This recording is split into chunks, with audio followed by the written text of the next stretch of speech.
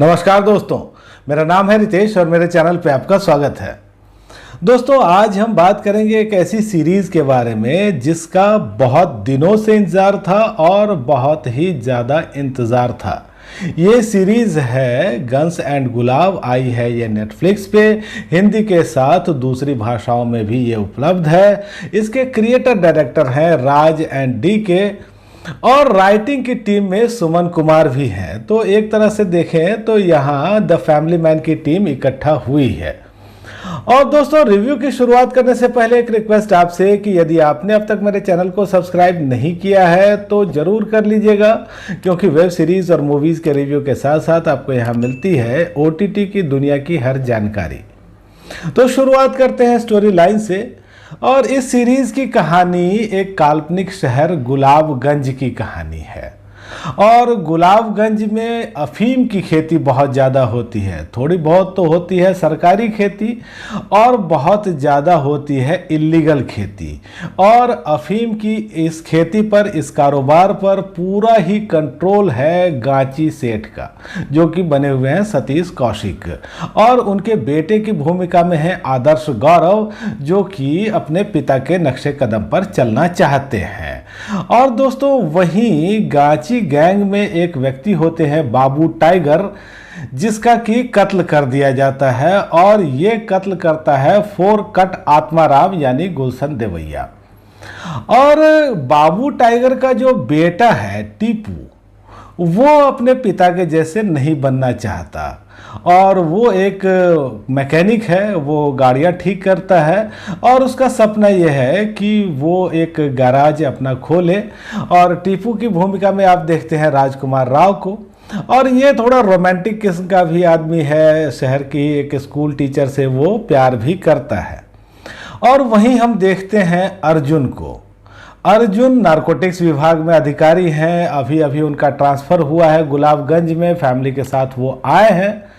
और जो अवैध कारोबार है अफीम का, उसको वो रोकना चाहते हैं। तो फिर इन लोगों के साथ क्या होता है, इनकी कहानी कैसे आपस में मिलती है, टकराती है, यही आप इस सीरीज़ में देखते हैं।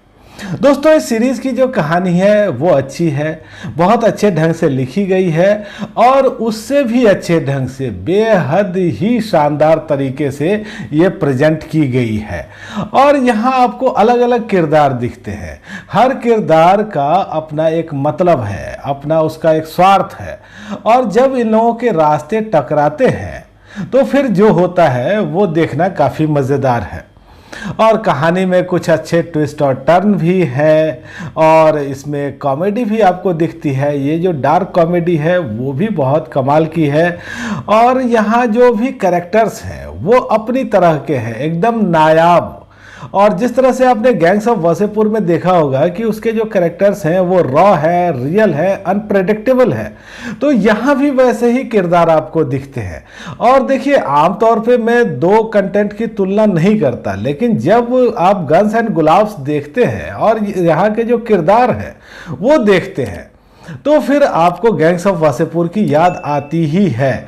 और जैसा कि गैंग्स ऑफ वासेपुर के नरेशन में कहा जाता है कि इस रंगमंच पर तो एक से एक हरामजादे बैठे हैं, तो यहाँ भी आपको यही दिखेगा। ये खास बात है। और दोस्तों, इसका जो प्रेजेंटेशन है उसकी आप जितनी भी तारीफ करें वो कम पड़ जाएगी।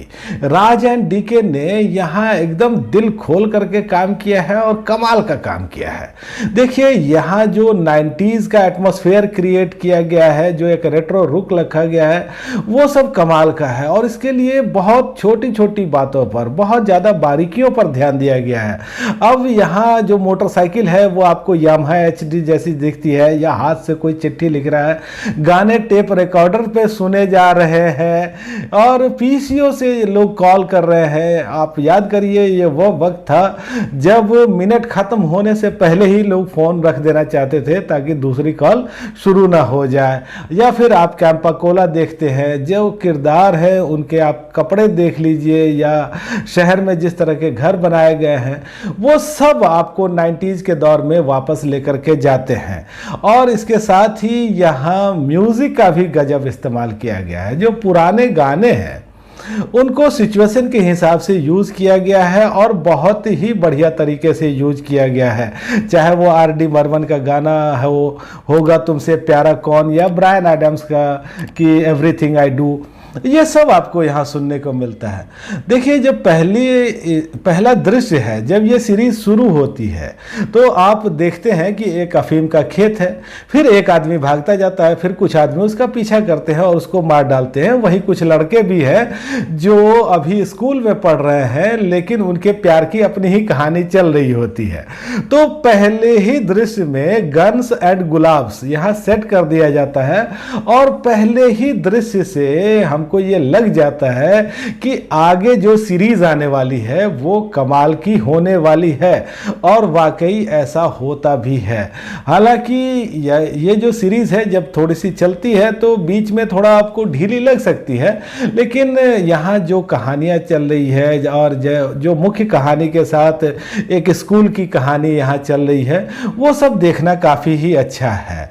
और दोस्तों देखिए, यहाँ जो लास्ट एपिसोड है वो बहुत ही बड़ा ह्यूज एपिसोड रखा गया है, 1 घंटा 20 मिनट का।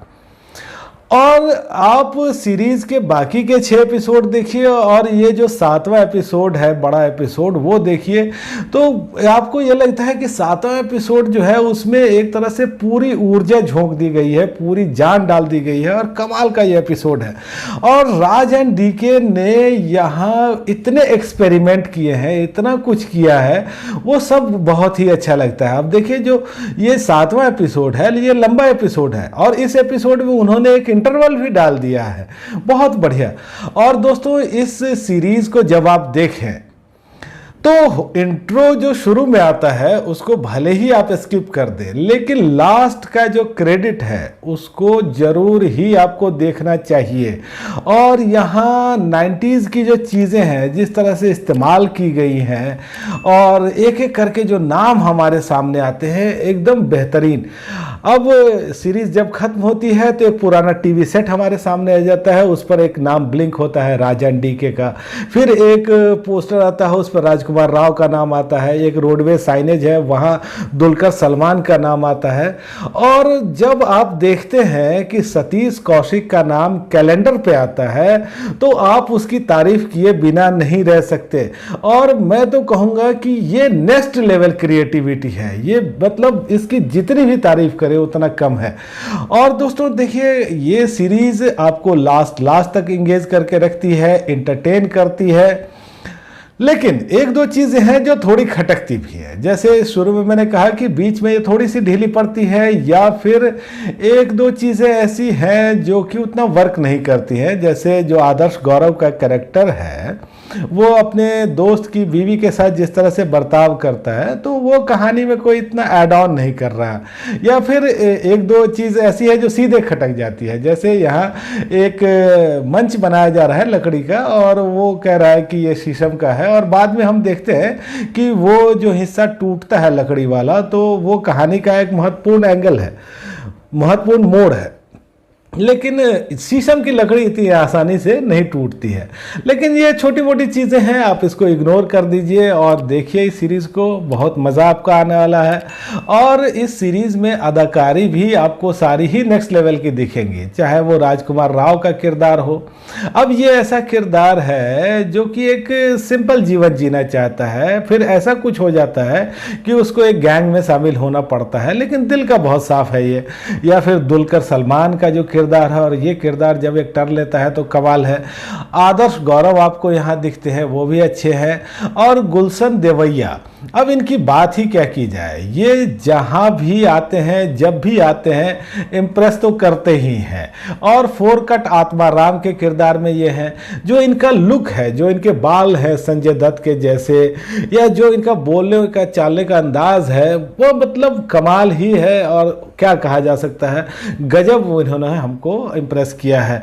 इसके अलावा आपको सतीश कौशिक दिखते हैं या टीजे भानु हैं।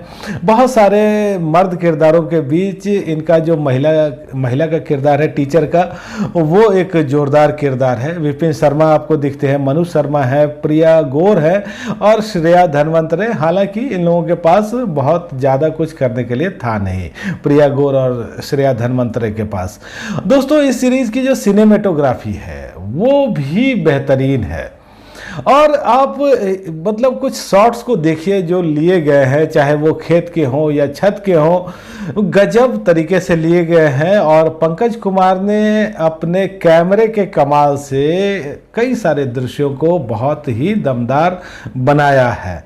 बैकग्राउंड स्कोर इसका अच्छा है, एडिटिंग भी ठीक है। 7 एपिसोड है 44 से लेकर के 80 मिनट के, और यहाँ ऐसी कोई न्यूडिटी और कुछ चीज़ें तो नहीं दिखती, लेकिन गाली गलौज भरपूर है। और दोस्तों इस सीरीज़ को मैंने शुरू से अंत तक बहुत ही एंजॉय किया। मैं तो कहूँगा कि आप भी तुरंत ही इसको देख डालिए, और अगर आप एक बार देखना शुरू करेंगे तो लास्ट तक देखे बिना आप रुकेंगे नहीं। इस सीरीज़ के लिए दोस्तों मेरी रेटिंग है 5 में से 4 की। तो दोस्तों आज इतनी ही बात। आपको ये रिव्यू कैसा लगा मुझे कमेंट करके बताइएगा, और आपने अगर ये सीरीज़ देखी है तो भी मुझे बताइएगा कि आपको कैसी लगी। धन्यवाद।